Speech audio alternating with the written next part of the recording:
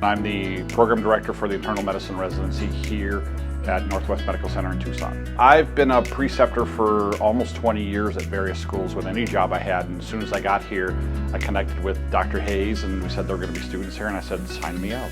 Burrell has done a really good job of finding people who belong in the Southwest. And that's really valuable because I think that, you know, the top schools in this country are academically charging for the best students. But a lot of the other schools really need to be finding people who want to be where they're at.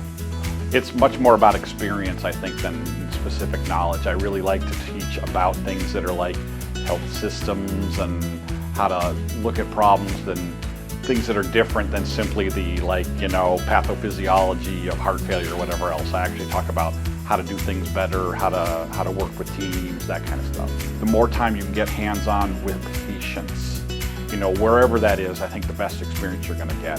You know, what you need to do is be comfortable walking into a room and talking to another human being.